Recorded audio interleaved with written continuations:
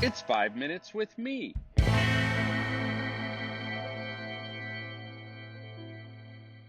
It seemed louder several years ago, but I still hear regular pushback on youth ministry, suggesting that it's unbiblical. In many ways, that pushback is rooted in an understanding of a Bible passage. The Shema, maybe you've heard of it, is Israel's most important scripture. God fearing Jews to this day pray the Shema first thing when they wake up and last thing before they go to sleep. Hear, O Israel, the Lord our God, the Lord is one. Love the Lord your God with all your heart and with all your soul and with all your strength. That's Deuteronomy 6, 4, and 5. Christian theologian and author Scott McKnight proposed we embrace the same practice, adding a line from Jesus, love your neighbor as yourself, and calling it the Jesus Creed. That combined prayer had a massive impact on my church when we stepped into it. But the next two verses in Deuteronomy contain the bits being used as an argument against youth ministry. From Deuteronomy 6, 6, and 7, these commandments that I give you today are to be on your hearts. Impress them on your children. Talk about them when you sit at home and when you walk along the road, when you lie down, and when you get up. Actually, Deuteronomy 6 refers to parents and children a few times. This is one of the primary places in Scripture that we see the responsibility of parents so clearly laid out in terms of the spiritual formation of their kids. It's a good, biblically sound argument.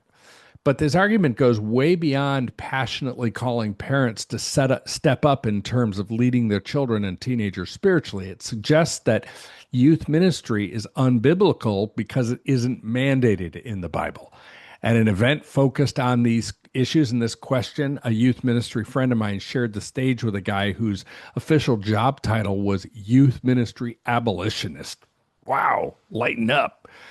Let's list a few things that are common in our churches today that aren't listed in the Bible: baptismal pools and fonts, church buildings, hired clergy, church budgets, church buses and vans, sound systems, children's ministry, men's ministry, women's ministry, senior adult ministry.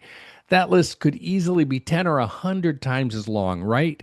And those aren't bad things. They are contextual approaches to doing church, which for the record is not quite the same as being the church. In one sense, of course, there's no directive about youth ministry in the Bible.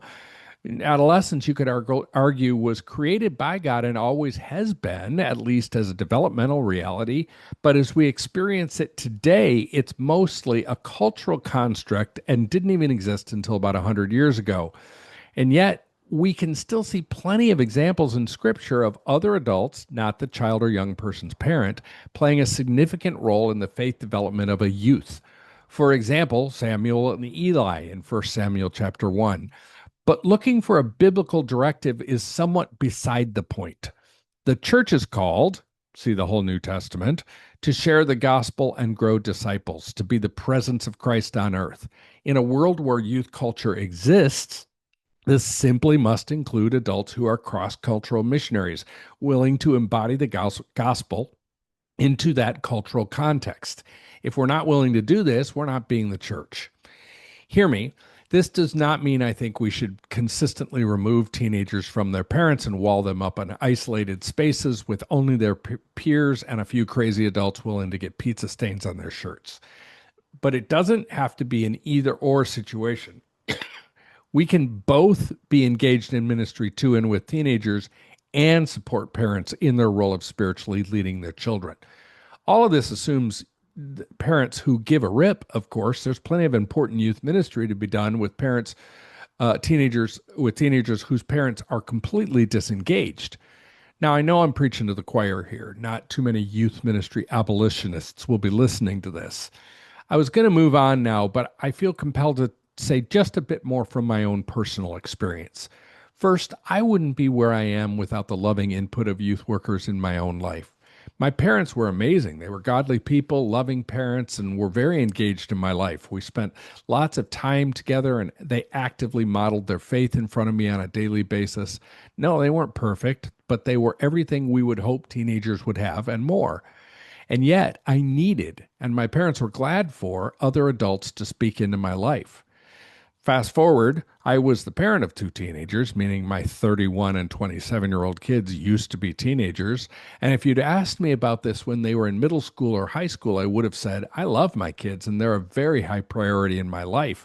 We love being together and hang out all the time. I regularly speak into their lives, draw boundaries, encourage competencies, talk about faith stuff, and multiple other things we all hope teenagers would get from their parents. I'm far from perfect, but I'm humbled and encouraged when my church's youth pastor tells me I'm a great dad, or even more so when my own kids tell me that. Would my own two teenage children have been okay if my church's youth ministry hadn't existed? Maybe, but time and time again, I was thankful for both paid and volunteer youth workers who loved Riley and Max, spoke truth to them, provided them a safe place to be honest about questions and screw ups, and encouraged them toward Jesus. I would not have could not have been more thankful for the youth workers from my church and their role in my kids' lives. Yes, more than a youth worker, I'm a parent who is thankful for youth ministry, and I'm fairly certain your church is full of parents like me. Hey folks, quick little announcement. I hope you know by now that the main thing the Youth Cartel does is we offer a year-long leadership development program for youth workers called the Youth Ministry Coaching Program. I really believe it's a best-in-class coaching program. We've had 800 people go through it over the last 15 years, and I just see regularly in front of my very eyes, see people's lives and ministries transformed. So check out theyouthcartel.com and go to the coaching tab. No, we're currently trying to fill a cohort in Springfield, Illinois, and one in central Pennsylvania, one in Sioux Falls, South Dakota, and a level 2 cohort in northern Indiana. So hit me up if you have any questions about that. The Youth Cartel Podcast Network.